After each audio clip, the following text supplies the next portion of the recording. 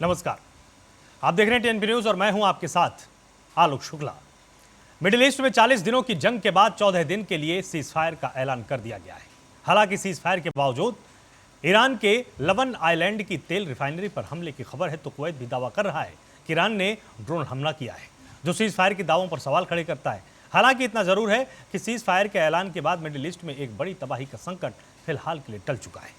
अब सवाल यह है कि क्या आने वाले 14 दिनों में बातचीत की टेबल पर बात बन पाएगी, और अगर बातचीत से रास्ता नहीं निकलता तो क्या 14 दिन के बाद मिडिल ईस्ट में जंग की तस्वीर और भी भयानक हो सकती है। आज हम इसी मुद्दे पर करेंगे चर्चा, लेकिन पहले पेश है एक खास रिपोर्ट। 7 अप्रैल 2026 डोनाल्ड ट्रंप ईरान को बड़ी धमकी देते हैं। कहते हैं कि आज रात ईरान की पूरी सभ्यता तबाह हो जाएगी, जो फिर कभी वापस नहीं आ सकेगी। डोनाल्ड ट्रंप के इस ऐलान के बाद दुनिया की सांसें थमी हुई थी। भारतीय समय के मुताबिक सुबह 5:30 बजे ट्रंप की डेडलाइन खत्म होने वाली थी, लेकिन डेडलाइन खत्म होने से पहले डोनाल्ड ट्रंप का एक पोस्ट सामने आता है। समय 8 अप्रैल सुबह 4 बजे। डोनाल्ड ट्रंप लिखते हैं, सीज फायर। ईरान भी इसके लिए राजी हो गया है। डोनाल्ड ट्रंप ने लिखा, मैं स्ट्रेट ऑफ हॉर्मुज फौरन खोलने की शर्त पर ईरान की रजामंदी के बाद अगले 14 दिन तक बमबारी रोकने के लिए तैयार हूँ। डोनाल्ड ट्रंप के ऐलान के करीब आधे घंटे बाद ईरान भी दोनों देशों के बीच सीज फायर की खबर पर मुहर लगाता है। ईरान के विदेश मंत्री अब्बास अरागची इसे कंफर्म करते हैं। अमेरिका की ओर से बातचीत का प्रस्ताव रखा गया था। अमेरिकी प्रस्ताव को ध्यान में रखते हुए सीज फायर का फैसला लिया गया। अमेरिका ने अपनी तरफ से 15 पॉइंट का प्रस्ताव दिया था। ईरान की ओर से 10 पॉइंट का प्रस्ताव पेश किया गया था। डोनाल्ड ट्रंप ने ईरान के प्रस्ताव को बातचीत के आधार के रूप में स्वीकार किया है। अब नजर ईरान के 10 पॉइंट वाले प्रस्ताव पर भी डाल लीजिए। ईरान चाहता है कि उस पर अमेरिका और इजराइल के हमले पूरी तरह से बंद हों। ईरान ने उस पर लगे सभी आर्थिक प्रतिबंध हटाने की शर्त रखी है। साथ ही कहा है कि उसके फ्रीज फंड और संपत्तियां वापस की जाएं। ईरान चाहता है कि मिडिल ईस्ट में केवल सीज फायर ना हो, बल्कि जंग पूरी तरह से खत्म हो जाए। इतना ही नहीं, ईरान चाहता है कि अमेरिका मिडिल ईस्ट में अपने बेस से सेना को हटा दे और जंग में ईरान को जो नुकसान हुआ है या तो उसका मुआवजा दिया जाए या फिर पुनर्निर्माण की व्यवस्था की जाए। 10 सूत्री प्रस्ताव में ईरान ने स्ट्रेट ऑफ हॉर्मुज पर कंट्रोल की शर्त भी रखी है। ईरान ने शर्त रखी है, स्ट्रेट ऑफ हॉर्मुज से जहाजों को गुजरने की अनुमति होगी, लेकिन ऐसा ईरानी सेना के साथ समन्वय से ही होगा। ईरान ने स्ट्रेट ऑफ हॉर्मुज से गुजरने वाले हर जहाज से $20 लाख फीस लेने की बात कही है, जिसे ओमान के साथ शेयर किया जाएगा। इसके अलावा ईरान की शर्तों में क्षेत्रीय तनाव खत्म करने की शर्त भी शामिल है। दरअसल ईरान और अमेरिका के बीच सीज फायर से ठीक पहले डोनाल्ड ट्रंप ने नेतन्याहू से फोन पर बात की थी।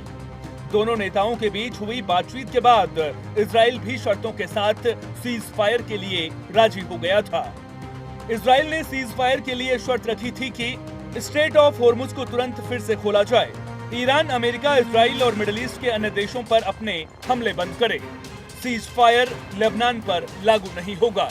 बड़ा सवाल उठता है कि जो अमेरिका ईरान के पावर प्लांट्स और पुलों पर हमला करने की धमकी दे रहा था, जो डोनाल्ड ट्रंप एक रात में ईरान में सभ्यता खत्म करने की बात कर रहे थे, और जो ईरान, अमेरिका और उसके साथियों को करारा जवाब देने के लिए पूरी तरह से तैयार था, जो ईरान झुकने के लिए बिल्कुल भी तैयार नहीं था, आखिर वो बातचीत की टेबल पर कैसे पहुंचे?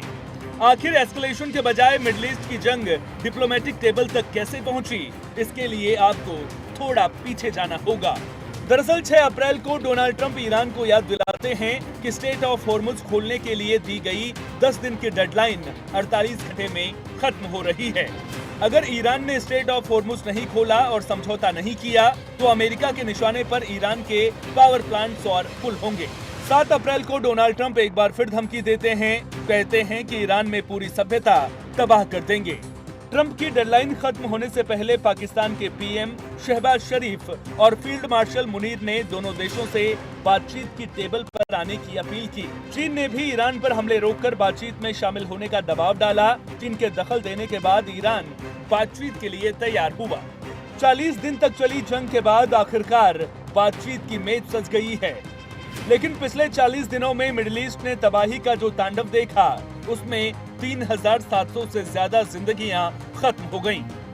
ईरान में 2000 से ज्यादा लोगों की जान चली गई।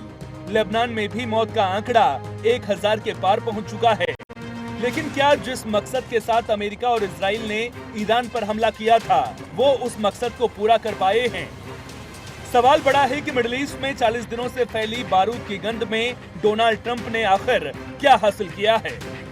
40 दिनों की ये जंग चीख चीख कर कह रही है कि इस जंग में डोनाल्ड ट्रंप को कामयाबी कम मिली है, नुकसान ज्यादा हुआ है। उन्हें इस जंग में स्पष्ट जीत नहीं मिली, उम्मीद से लंबा युद्ध खिंच गया। ईरान से डोनाल्ड ट्रंप सरेंडर नहीं करवा पाए, साथ ही ईरान में सत्ता परिवर्तन करवाने में भी कामयाब नहीं हुए। अमेरिका में डोनाल्ड ट्रंप की लोकप्रियता को नुकसान भी पहुंचा है। इजराइल के ट्रैप में फंसने का आरोप भी उन पर लगा है। मिडिल ईस्ट में उनके साथी देशों को भी युद्ध में नुकसान हुआ है और साथ ही साथ इस जंग के दौरान नेटो में भी बिखराव देखने को मिला। जब बात होर्मुज में मदद की आई तो उनकी मदद करने के लिए कोई आगे नहीं आया। साथ ही दुनिया तेल और गैस संकट में फंसती दिखाई दी। ईरान हो या अमेरिका, दोनों यही कह रहे हैं कि ये केवल युद्ध विराम है, युद्ध खत्म नहीं हुआ है। तो क्या 14 दिन के सीज फायर के बाद मिडिल ईस्ट में एक बार फिर बम बरसते नजर आएंगे? इस बात का जवाब इन 14 दिनों में होने वाली बातचीत पर पूरी तरह से निर्भर करता है। 10 अप्रैल को इस्लामाबाद में बड़ी मीटिंग की तैयारी है, जिसमें अमेरिका और ईरान के टॉप लीडर्स डिप्लोमेटिक टॉक के जरिए ये सुनिश्चित करने की कोशिश कर सकते हैं कि सीज फायर के बाद समझौता हो सके और इलाके में शांति लौटे। अगर इजराइल की बात करें तो इजराइल को सीज फायर में ज्यादा दिलचस्पी नहीं है।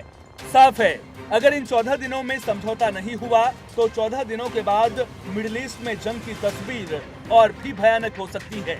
लेकिन उम्मीद यही है कि बातचीत के जरिए समझौते तक पहुंचा जाएगा और दोबारा मिडिल ईस्ट उस तबाही का गवाह नहीं बनेगा जो वो पिछले 40 दिनों से झेल रहा है।